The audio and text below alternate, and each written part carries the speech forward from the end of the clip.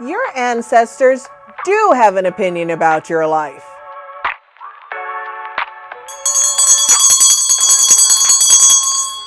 Hi, I'm Elemi from Yeyeo Botanica. Welcome back. So great to see you all. Thank you for sharing us and coming back. And if this is your first time, welcome, welcome, welcome. Remember, we're www.Yeyeo, and we're a spiritual wellness supplier, which is why I do videos about all things spiritual. And I'm Elemi. I want to shout out all my people from Belize. Woo-hoo! Welcome. Thank you for joining us. So today, you all know I love to talk about the ancestors. It's maybe one of my favorite subjects to talk about. And today, I wanted to share with you, what are those ancestors doing? They really have an opinion about our lives, just in case you thought they didn't. So let's get started.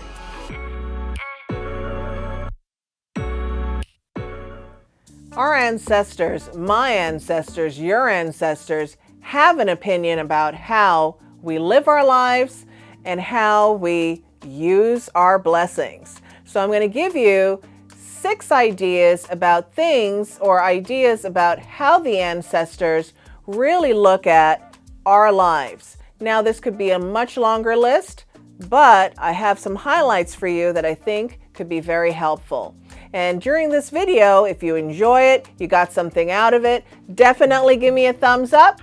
And if you want to stay in the know, hit the bell for notifications.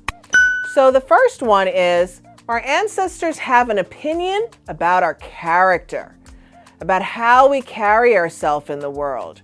Are we carrying ourselves in a way that is a good example of them, a good example of ourselves, how we would want a child even to look at us? How we carry ourselves and our character, number 1. Number 2 is, how are we using our gifts and blessings? So if you have the gift of talking, singing, dancing, writing, cooking, whatever your gift is that you know, that's my thing right there. I'm really good with that. That's my thing right there, right? How are you using that? Are you just squandering it? So many people say, I don't really know what my gift is. But then if you ask them to cook, they're like, man, I could throw down in the kitchen. You ask them to sing, you ask them to write, they're like, yeah, I could do that. Oh, or it could just be the gift of style.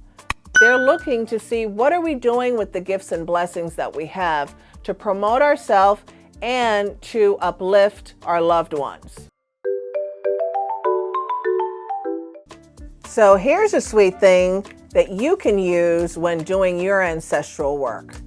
One is, you can use a wash, and if you notice, this is white. It's great to use white medicine or white items when working with the ancestors. Of course, I've got a long list of different types of things that aren't just white, but white washes are great. You can use them in your home. This one in particular is for the guardian angel, but you can use one for spirit guides. You can use one for the Indians.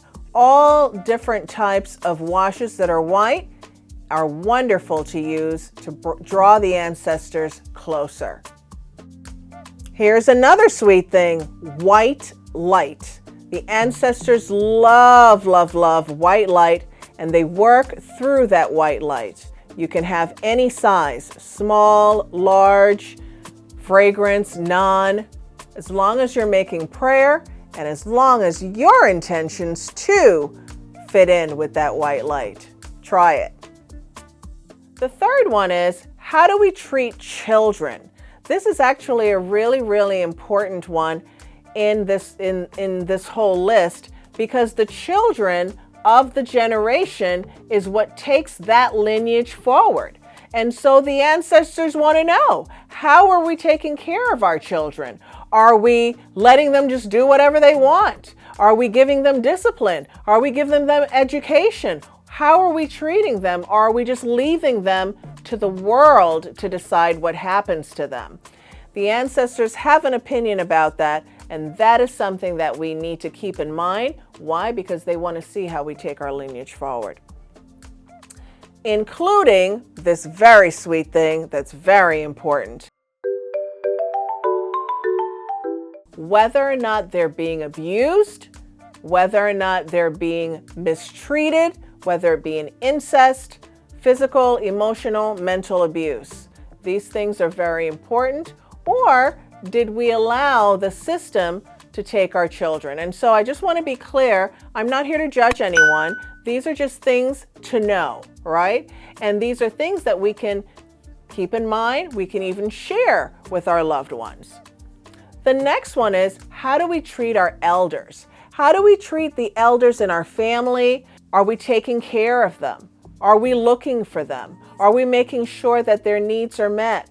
Are we just even giving them a phone call to check on them? Are we allowing them even to give stories about the family, about the lineage, about your last name? And if you'd love me to do a video on your name or names and their significance, definitely comment below.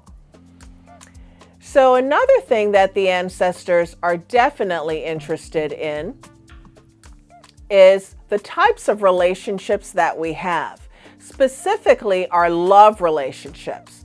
Are we in love relationships that promote us, that make us feel happy, that encourages family, that extends itself to having children if that's possible? They're looking at our love relationships. If we make poor choices in our love relationships, they have an opinion about that. If we're making good choices in our love relationships, they have an opinion about that. Our ancestors of light want to see us in a good light. They want to see us in a light of love. And so if we're having good love relationships, check. If we're having great children and our children are growing and thriving, check. If we're taking care of our elders, check, right? If we're having good character, check. Are we using our blessings and all of these good things that we are born with? Check. But here's another one that is very important to know. How are we representing our lineage? How are we representing our forefathers in how we carry ourselves, how we work, how we are cooperative in the community? Are we taking care of ourselves? Are we homeless? Are we not? What are we doing? How are we representing this last name that we have? Our ancestors definitely have an opinion about that. And I just want to take a minute to say, please don't get hung up. Please don't get hung up on just right now. Well, I knew Uncle Joe and Aunt Mary and my grandmother. They're easily 4 other generations that you don't know about that paved the way for our family that we know today. So don't get hung up on just the people that you know who's passed on. For those of you who've done your DNA or are part of any of those websites on Ancestry, you understand more and more about your lineage, and it helps to build a lot of pride.